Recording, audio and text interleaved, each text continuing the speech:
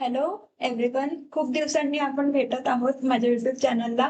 ज्या आधी आपण इंटरव्ह्यू सिरीज केलेली आहे, तर ह्या सिरीज मध्ये एक ऍड होणार आहे. ते म्हणजे की वुमन्स डे निमित्त हा टॉपिक मला घ्यावासा वाटतोय, म्हणून आज आपण सगळ्यांसमोर हा इंटरव्ह्यू घेत आहोत.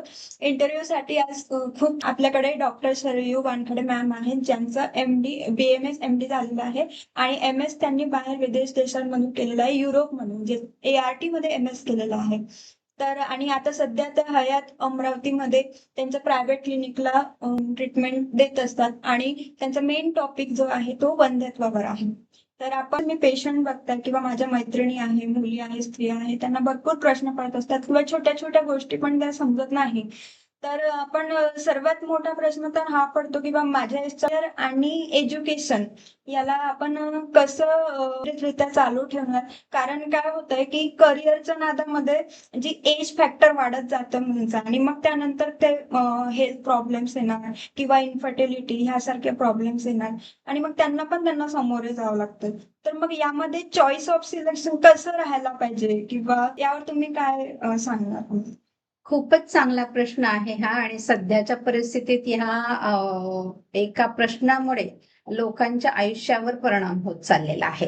त्याच्यामुळे हा मुद्दा जो घेतला आहे तो अतिशय महत्वाचा आहे. आणि पहिला प्रश्न म्हणजे की मुलींचं करिअर.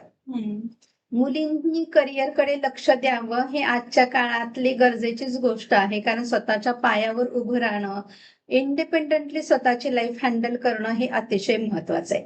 त्यामुळे आपण करिअरला कॉम्प्रोमाइज करा असं म्हणणार नाही आहे.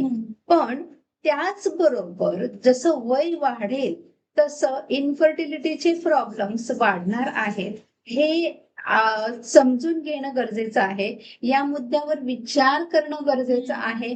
कारण स्त्रीबीज चांगलं निर्माण होण्यासाठी जे वय लागतं ते करिअर घडवत असताना कुठेतरी संपून जातं, ह्याचा विचार थोडासा केला पाहिजे.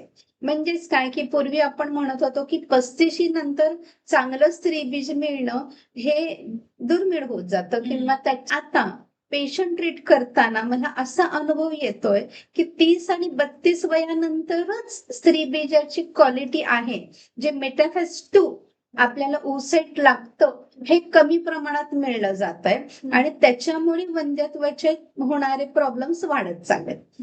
म्हणजे जर 1 किंवा 2च आपल्याला मुलं आता फॅमिलीमध्ये बघायला मिळतात आणि 1 किंवा 2च मुलं पैदा करत आहेत सध्याचे कपल्स, तर ती दोन्ही मुलं शरीराने आणि मनाने सुदृढ असणं गरजेचं आहे.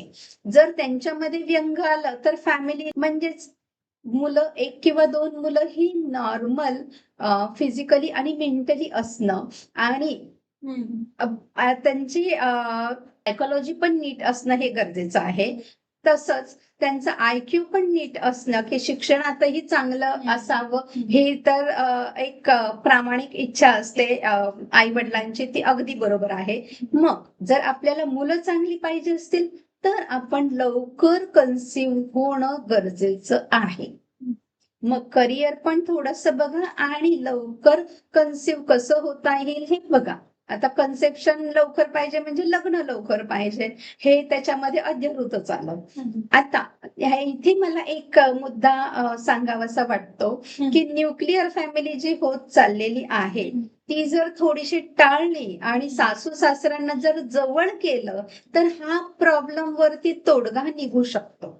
आता तोडगा तुम्ही म्हणाल की तोडगा कसा निघू शकतो, उलट तर फॅमिली मेंबर्स वाढतात. एक्झॅक्टली, फॅमिली मेंबर्स वाढतात म्हणजेच काम करणारे हात पण वाढतात.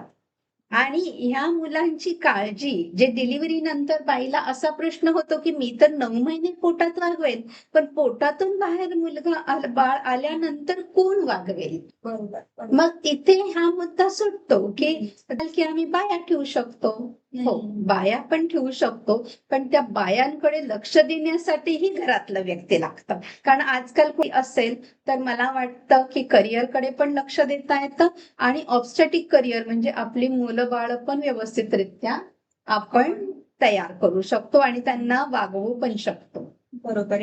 मॅमनी खूप छान आन्सर दिलेला आहे. आणि तरी मुलींना वाटतं की करिअरला प्रायोरिटी दिली पाहिजे. पण मॅमनी जसं